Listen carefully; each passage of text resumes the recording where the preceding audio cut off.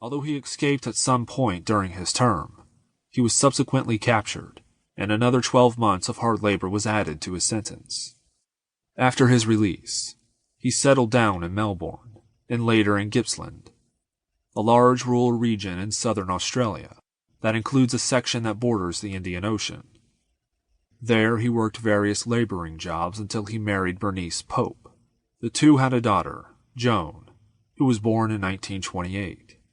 The marriage was considered happy by family and friends, despite bouts of depression and drunkenness on the part of Sodeman. But given his family history of questionable brain function, combined with alcoholism and a severe brain injury suffered when he fell from a horse, it comes as no surprise to contemporary members of the psychiatry field that Sodeman eventually rejected his near-idyllic married life and turned to crime, this time escalating well past his previous criminal activity.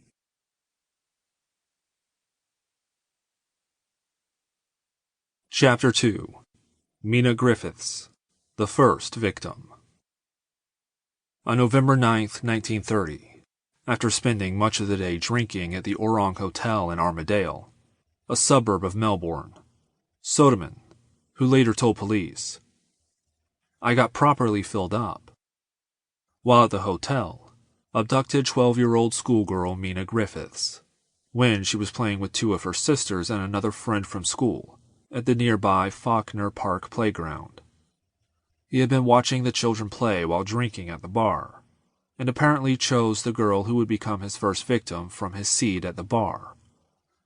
In order to isolate Griffiths, he gave her sisters and friend money and sent them to a nearby shop to buy candy, telling Griffiths that he had a different errand for her to run. When they asked Mena where she was going, she said, "On a message," and she and Sodeman left the park. By the time Mena's young companions returned to the playground, there was no sign of either her or the man who had given them the money for candy. Sodeman told police after he and Griffiths left the park, he gave her money for food when she complained of being hungry, and she went into a shop and bought herself some fish and chips. Then, Mena's hunger satiated, they boarded a bus for Ormond. There, they walked along a street for a while, and when they passed a house that Sodeman noticed was empty, he took her inside through an open back door. "As soon as we got in, I seized her by the throat. I then let her go and she fell to the ground," he told police. "Looking down on her, my memory came back and I said, 'My God, she's dead. I've killed her.' I stood there wondering what I could do, and I must have remembered or read something being about tying people up. So I stripped her, bound her and gagged her with her own clothing, and dragged her into the bathroom and left her," Sodeman told police. He then returned home to his wife and daughter. 2 days later, her body was discovered in an abandoned building. She had been stripped, bounded, and gagged with her own clothing, sexually assaulted, and strangled to death. Sodeman later denied having raped the girl. "If I had the sexual intercourse with her, I have no recollection of it," he said, but police reported evidence of a sexual assault. She was, however, the only victim of sexual assault on Sodeman's victim list. A family devastated.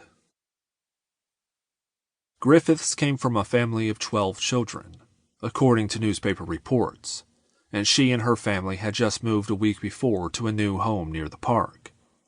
They had moved to their new neighborhood so her unemployed father and one of her brothers could find work.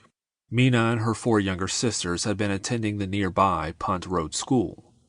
Her sister Joyce, 8 years old, who had been at the park when Mena was abducted, said the man who had sent them to buy candy had been wearing a blue suit and a bowler hat, and she had already seen him several times at the park, even though they had only lived in the neighborhood for such a short while. When she and her younger sister Daphne, age 6, arrived at home without their sister, they told their mother what had happened, and Mr. Griffiths and Mena's 18-year-old brother William immediately ran to the park to look for her.